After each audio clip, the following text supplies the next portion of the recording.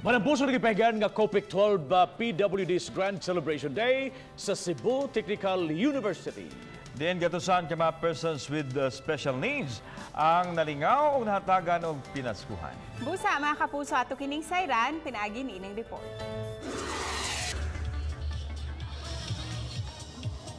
Kapin 300 ka mga persons with disability ang nalipay tungod sa sayong pinaskuhan na gihatag sa Korea-Philippines Educational Cultural Center, COPIC, atol sa ilang ika-12 ka Grand Celebration. May presentar ang nagkalain-laing SPED School sa Dakbayan sa Sugbo ug sa Mandaue.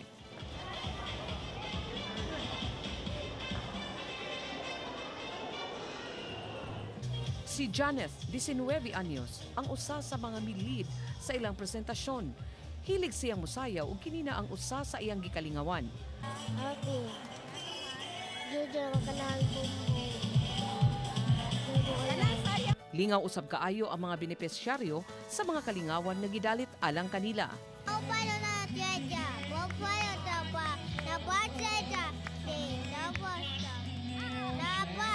Thank you so much. Blessed na ay at least ba in the world full of judgments na makita sa mga tao na we are not just sitting there, we are not just living na wala nga matulog na kain anime, but instead na ang door na di-open for us na kung unsa kami at least makakita namin na kung unsa among kaya buhaton disregard na aming mga kakansanan, and yet maybe understand na anong hindrance din, but for us, this is our strength, not a weakness. May medical station usab nga naghatag og libre nga check-up ug mga tambal. Ubay-ubay ang mipahimos niini lakip na ang ilang mga inahan ug sa ilang pamilya. Tumong niini nga mahatagan ang mga PWDs ug kalipay ilabi na ning nagsingabot nga kapaskuhan.